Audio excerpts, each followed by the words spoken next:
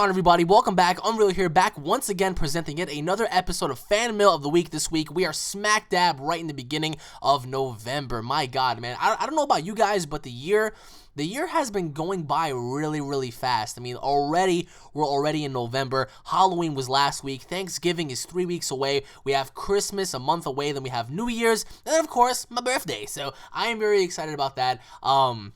I mean, I don't know about you guys, but let me know down below if you guys feel as if the months and the weeks have been just flying on by, because I still can't believe it. Every single day I wake up, I'm like, damn, like the days are just flying on by. But I really hope you guys enjoyed your Halloween. Let me know down below on what you guys did for Halloween. I am really curious to know. As you guys already know, you guys saw my point of view on what I did for Halloween. It was really awesome. So I am just very excited because, of course, Black Ops 3 is out.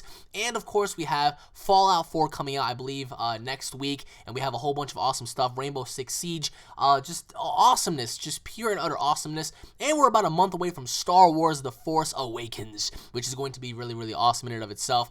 Still, I can't believe that last week I went on ahead and I saw that god-awful Paranormal Activity movie. Just Christ almighty, it was just so bad. But anyways, everybody, I really hope you guys have been enjoying your week so far. Let me know what you guys did. And of course, once again, if you guys can take just 2 seconds of your time to go on ahead and check out my second channel at UnrealEnt Network. On that channel, guys, you will find a whole bunch of awesome stuff that you will not get to find on here, such as WWE 2K16, awesome Dragon Ball Z battles, including Dragon Ball Z PC mods, Street Fighter, Call of Duty Black Ops 3 Zombies, Call of Duty Black Ops 3 multiplayer, and so much more awesome stuff. So if you guys want to go on ahead and check that out, feel free to do so right now at UnrealEnt Network. The link will be in the description below.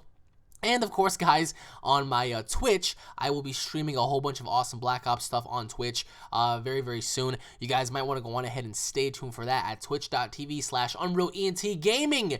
And once again, guys, I really hope that you guys enjoyed this week's episode. Kick back, relax, grab some popcorn, and let's begin with our first question of the week. And it is from Mr. Nicholas Bass. Gonna try and get on a voicemail, fam. Thank you very much, Nick. Question number 1. Do you think Champa is more powerful than Golden Frieza and or Beerus? Question 2. Paranormal Activity or Insidious? Which is better and why? Question 3.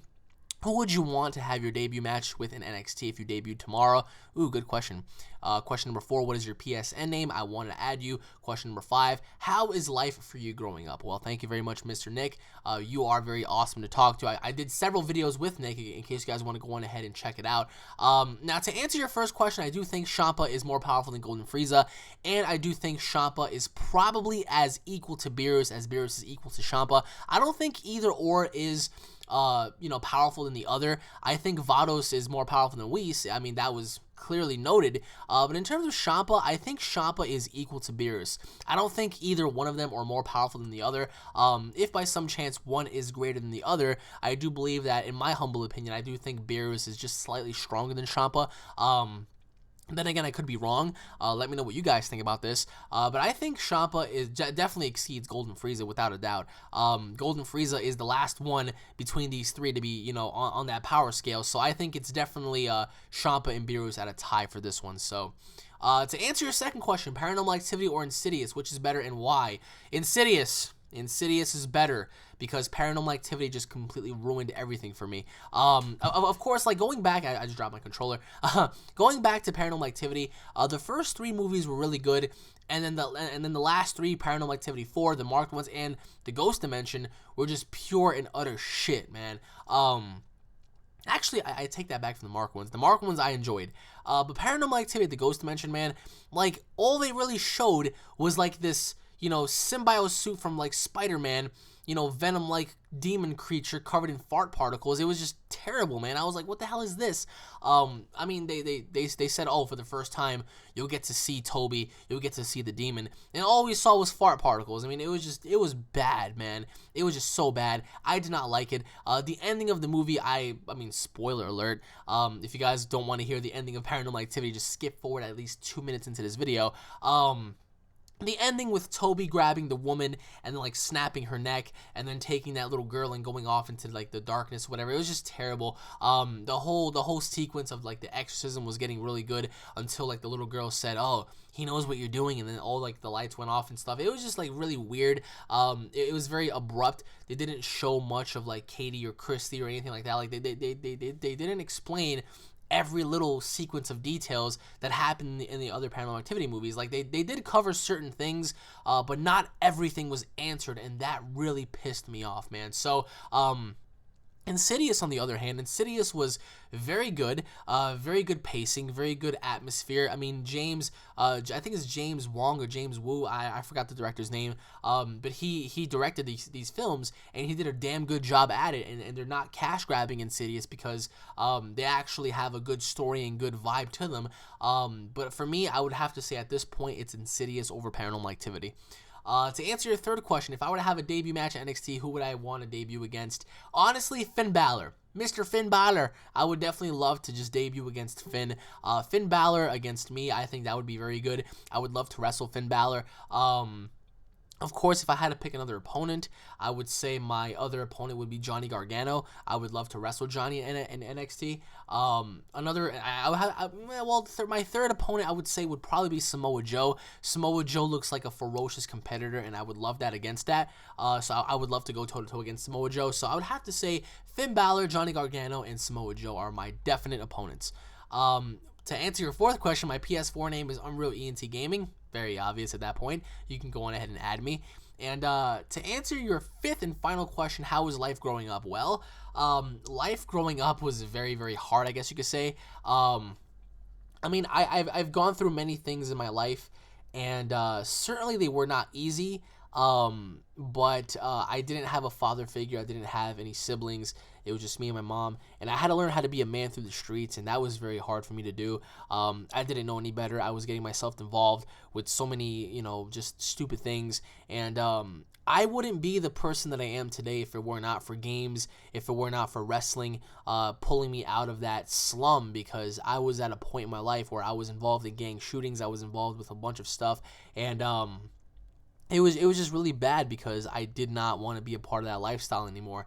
And even till this day, I think about that sometimes, and I'm like, damn, I'm really happy that I'm not in the streets anymore, because when I was in the streets, I was just getting myself involved with a lot of trouble. A lot of the people that are gangbanging that I used to know are either in jail or they're dead. Literally, I kid you not. There was this one guy that hung himself in jail because he found out that his girlfriend was cheating on him. There was another kid that, got shot in the head not too far away from where I live, and I knew him as well. So, I mean, it's pretty crazy stuff. It was really intense. So, life for me was, I guess you could say certain points, there were times where I enjoyed everything. As a kid, cartoons, holidays, and stuff like that. So I had a lot of things to look forward to, but when it came to being outside, I was just, involved with the wrong people at the wrong time. So it was definitely hard. I mean, I would not want to have a family and then have my kids go through the same thing, which is why we all try to better ourselves as we, go on with our lives. That way we have a better future for our families. So... but anyways, Mr. Nick, once again, thank you for the questions, my friend, and I hope you have a fantastic day, bro. And now moving on to the next question, which is from Kristen Moore. UnrealEntGaming, do you think that they should make a new DBZ Budokai and Tenkaichi, but instead of being a DBZ game, they should make it into a Dragon Ball Super game with all of the old characters, including GT and the movie characters? Well, thank you for the questions, Mr. Moore. Now, in terms of the next Dragon Ball Z game, I don't think it has to do with, Budokai Tenkaichi at all. Although I would love to see a Dragon Ball Z Budokai Tenkaichi 4, I think a lot of us would, or a Dragon Ball Z Raging Blast 3. I think the next game is going to encompass a little bit of Dragon Ball Super, not everything. I do firmly believe that it might be Xenoverse 2. I don't see why not. There's a lot of evidence supporting that it just might be, Xenoverse 2. But in terms of Budokai Tenkaichi style with Dragon Ball Super storyline antics, I do think that having Dragon Ball Super influences in the game would be great. Having Champa, having, to fight Golden Frieza and all that kind of stuff. And I do think that they're going to embody that in the next game. But first we have to find out, how Dragon Ball Super is going to go about with Universe 6, with Champa and Vados, and how they're going to go on ahead and tell that story, and just go to the next level with that. Because in order to have a game where it encompasses a lot of Dragon Ball Super first is going to have to go on ahead and make some moves before they go on ahead and add it into the game, because obviously we do want to see new characters, so they're going to have to showcase that in Super and stuff like that. So I mean, for me personally, Dragon Ball Z Budokai Tenkaichi, the entire franchise has been awesome. I really hope they have a HD remake, but in terms of the games itself, I don't think we're ever going to see another Budokai Tenkaichi franchise reintroduced. I think that they're going to do an HD remake. I think they're going to go on ahead and do some remastered collector's editions, but I don't think we're ever going to get to see another like brand new Budokai Tenkaichi game, because I think the entirety of the Budokai Tenkaichi franchise is just over and done with. So I believe on their end, they don't have any reason to go on ahead and continue that, because they already gone as far as they could with the franchise now. So right now the only thing left to do is just go on ahead and create new games, new titles, such as Xenoverse and God knows what else is going to come out after that. They had the Nintendo DS game that just came out recently, and that was really cool to see. So who's to say that they're not gonna go on ahead and just create new stuff? So I really hope that it is new stuff. I would love to see GT characters and the movie characters a part of these games, but of course then again we're gonna have to see how the feedback is from certain fans, because remember, certain fans don't want to see that in certain games. So but anyways, Mr. Moore, thank you for your questions, my friend. I hope you have a wonderful day, bro. And now moving on to the next question, which is from Joseph. Hey, Alex, I really hope you read my questions. If so, thank you. Thank you, man. Question number 1, do you think Goku would surpass Beerus before Vegeta? Question 2, who would win in a fight, Kratos, the god of war, or Beerus, the god of destruction? Final question, Alex, why are you so awesome?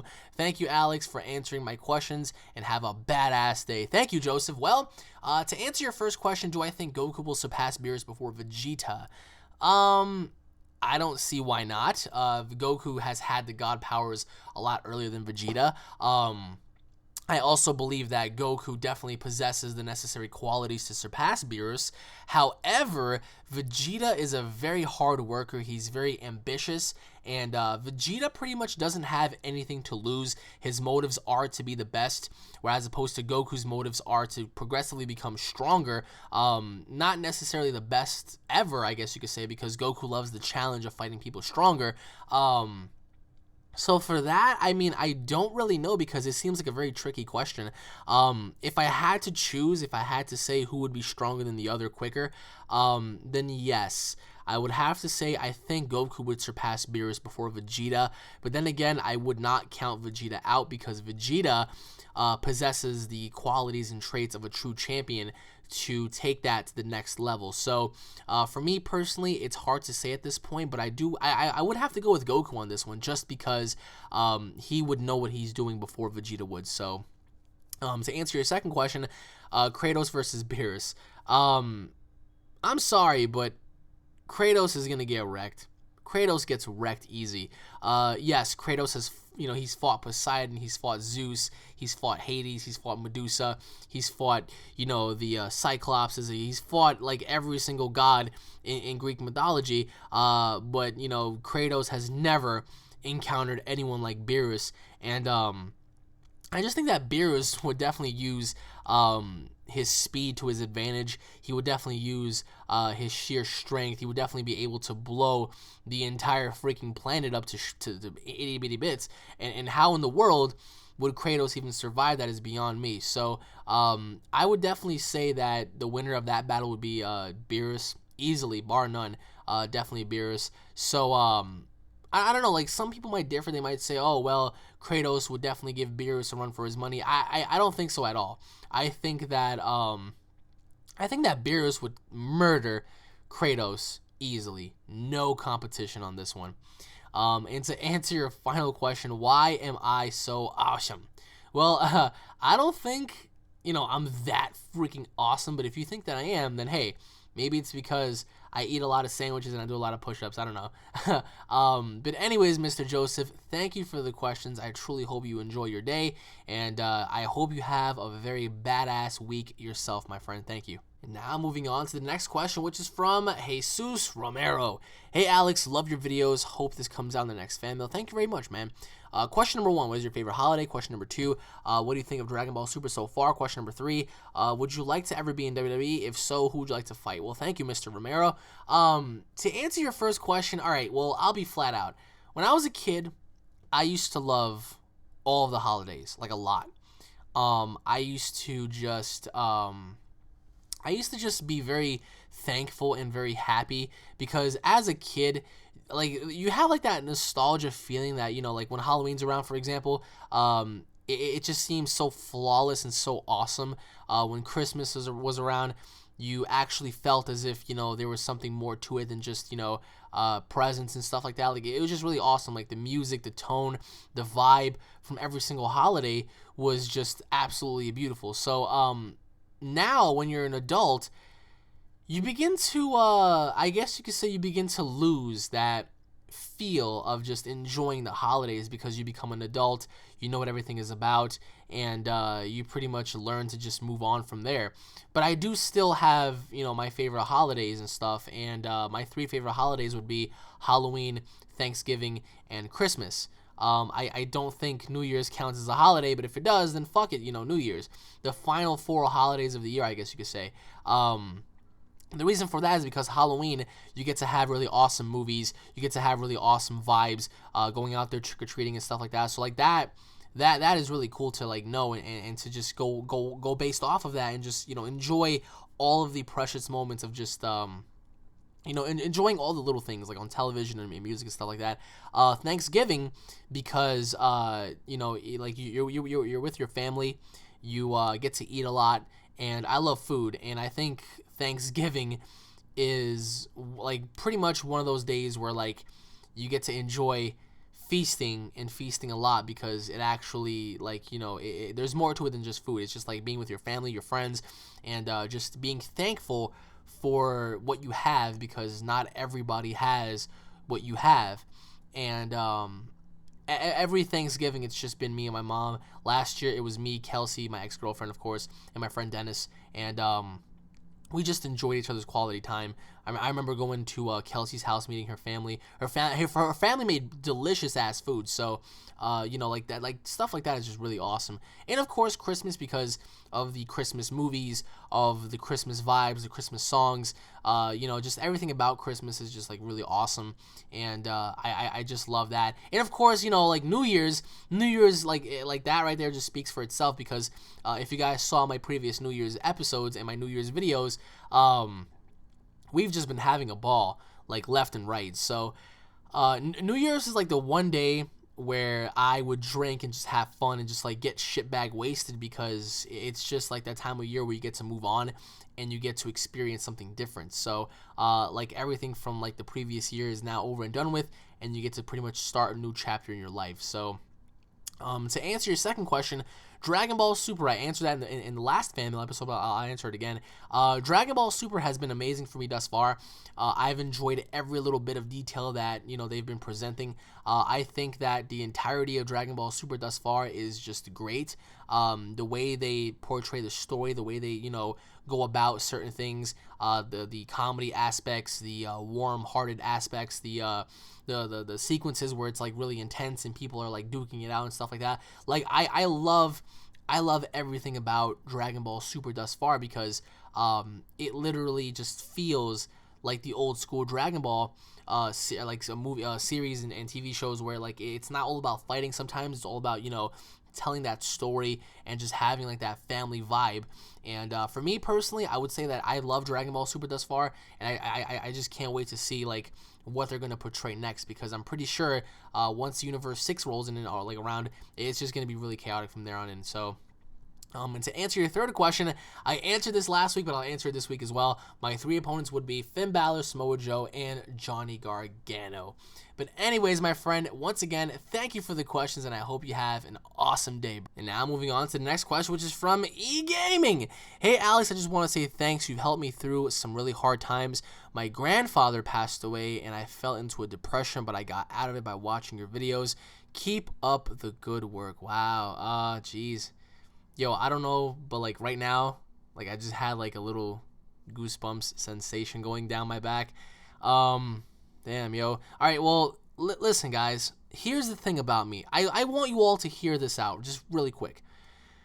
The reason why I do videos, the reason why I do so many videos, yes, it's because you guys helped me throughout, my financial situations and whatnot, but I've helped a lot of you guys. I've helped so many people within the entire course since 2012 get by.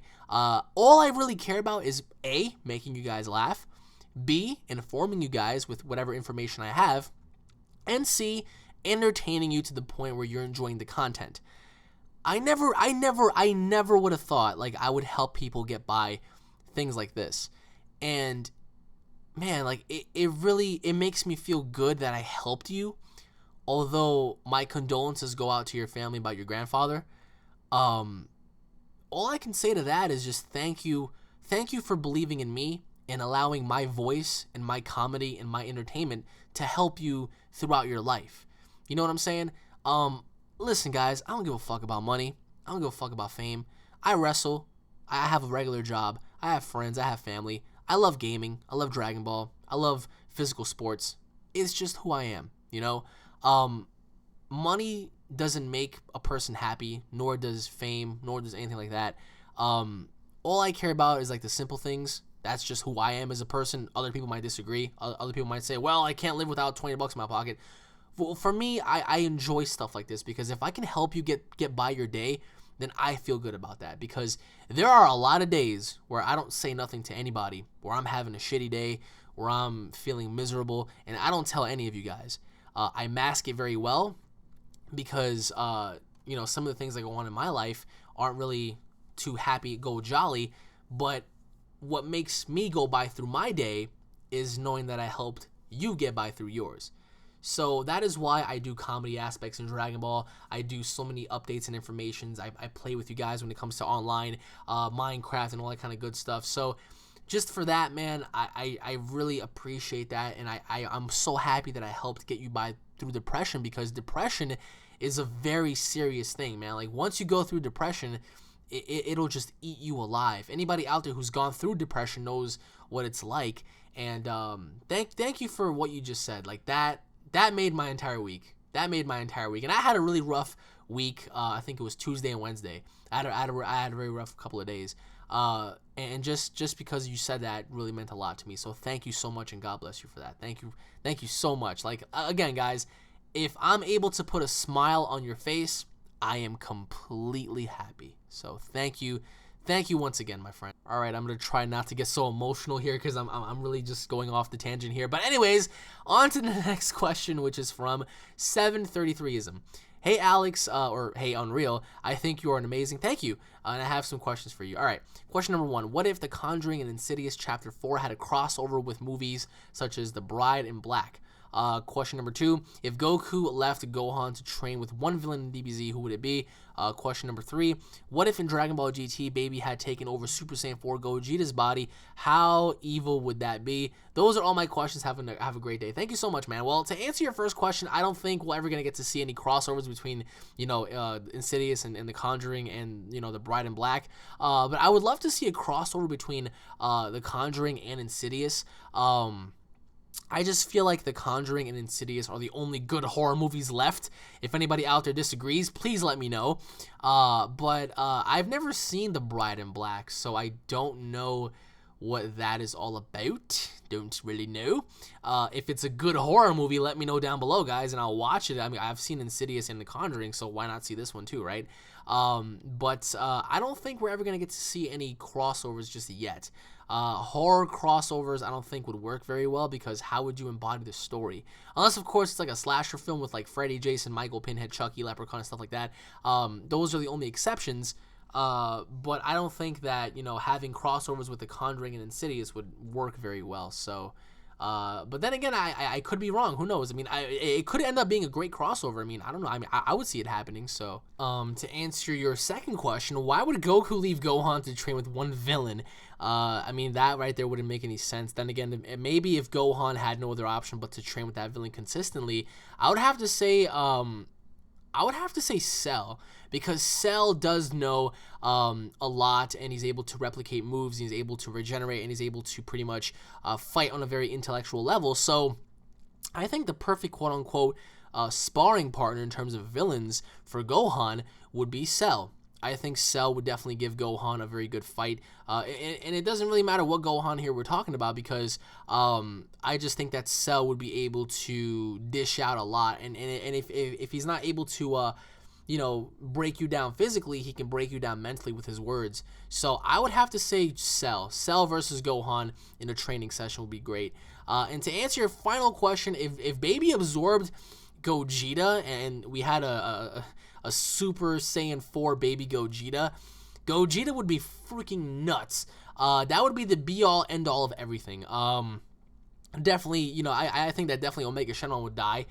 Anybody out there who would be opposed to Gogeta's body would be just instantly decimated. I think at this point the only route to take to fight Super Saiyan 4 Baby Gogeta would be either Beerus, Whis, God Goku, God Vegeta, or Golden Frieza. Because I think that someone like Super Saiyan 4 Baby Gogeta would be so powerful. They would have the capabilities of destroying, you know, entire solar systems easily. So I think that, I mean, and that's one thing that I really wish happened. I wish that Baby transformed into Vegeta's body as a Super Saiyan 4. Like, can you imagine the level of power that he would have? Like, that would be insane. Baby was always one of my favorite characters in the entire franchise of Dragon Ball GT. So I think that if by some chance he would absorb Gogeta, that would be the end of everything, like legit. So anyways, my friend, thank you for the questions, and I hope you have a great week. And once again, everybody, thank you all for watching this week's episode of Fan Mail of the Week. If you guys have any questions for me, if you guys have any video format questions for me, drop them down below in the comment section below. Once again, guys, thank you all for watching. If you guys are Dragon Ball Z fans, if you guys are fans of my content, don't forget to subscribe to my channel for all the latest news, information, and updates. If you guys enjoyed the Fan Mail, smash that like button, drop your comments and your questions down below. Check out my second channel at UnrealEnt Network, where you guys are going to find some awesome DBZ stuff, awesome wrestling stuff, awesome stuff in general. And check me out on twitch.tv/UnrealEntGaming for all the latest live streams and stuff like that. So once again, guys, thank you all for watching. Stay tuned for more, and I'll be seeing you all in the next Fan Mail. Take it easy, everybody.